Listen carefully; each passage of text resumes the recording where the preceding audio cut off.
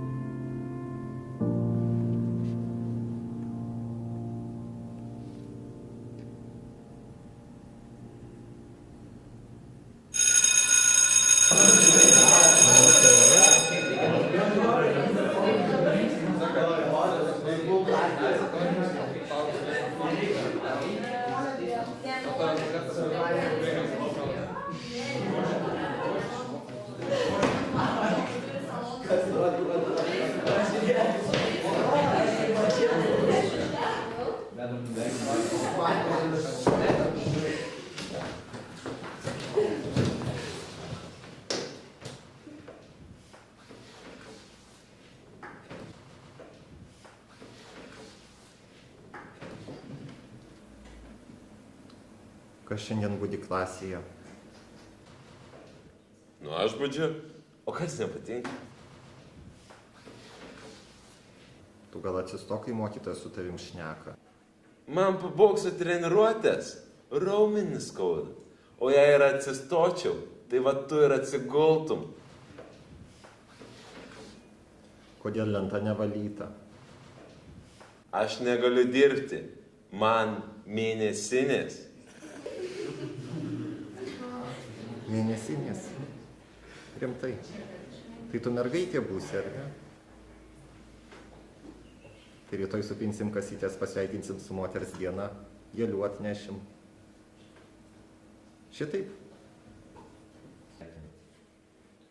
Klausyk, mokytojas. Tu girdėjai, ką aš tau sakiau. Jeigu aš atsistosiu, tai va tu ir atsigulsi.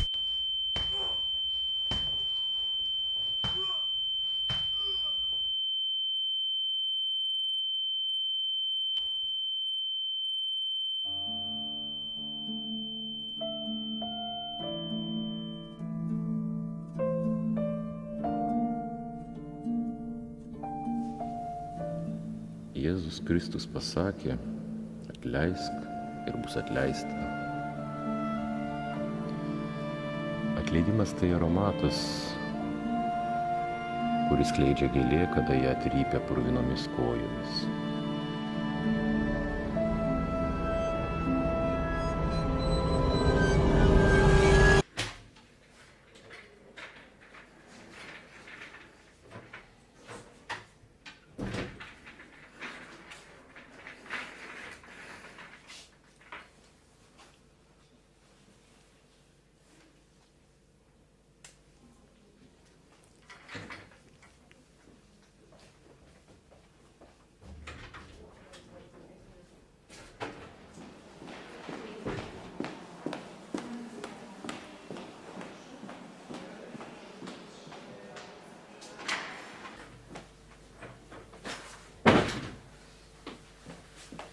Na ir uždusau jūsų beieškodama.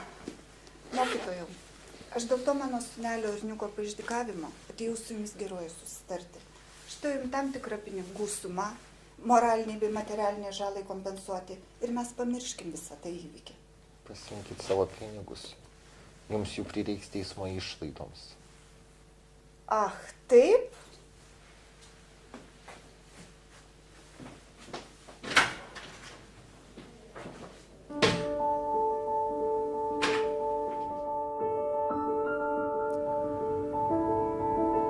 Atleidimas tai barometras, kuris parodo žmogaus sielos tobulumo ir dvasingumo laipsnį.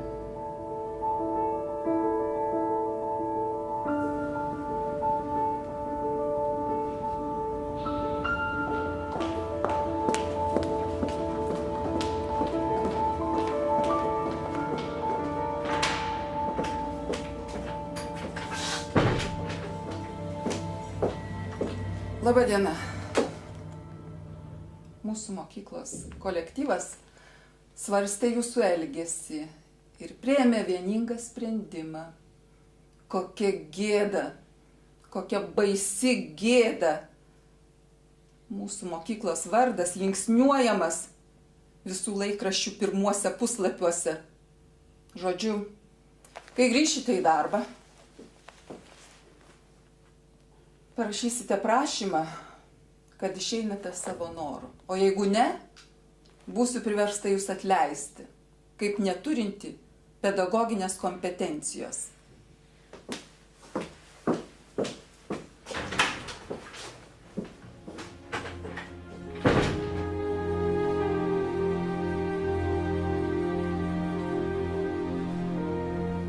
Atleidimas tai vidinė nuostata atgaivinanti širdį.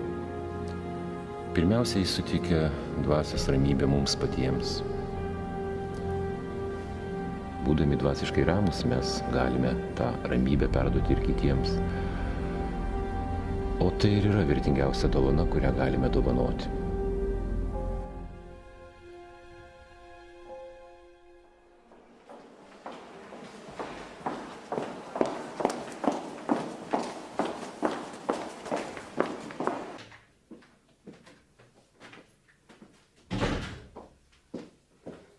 Neturiu žodžių. Vyras galvojau tu, skuduras kažkoks. Ką tau galvoji, ką? Iki vestuvių liko kelios savaitės. Tu guli čia kaip koksai... Negaliu. Mano tėvai nupirko bilietus kelionį į Turkiją. Tu voliojies čia kaip koks asilas. Žinai ką? Pasiimk savo tą žiedą ir nebeskambink man, aišku.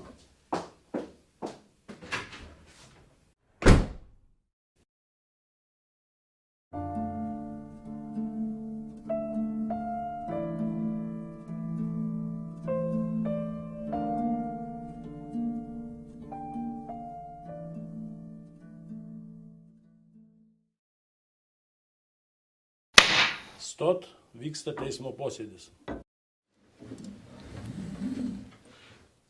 Teisiamasis Arnoldas Šernauskas padarė nusikaltimą, dėl kurio nukentėjęs mokytojas Povilas Kausmenis neteko darbingumo.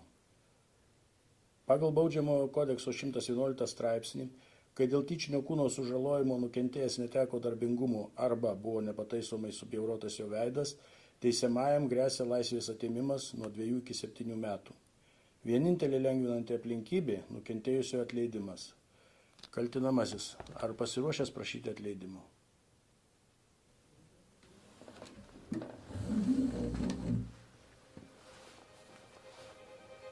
Nu, mokytojas, nu atleiskit, nu, ašgi prašau, nu.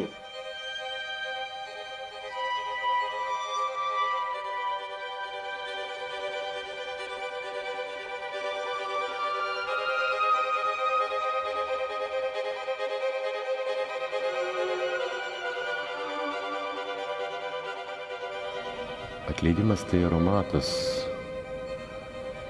kuris skleidžia gėlė, kada ją trypia purvinomis kojomis.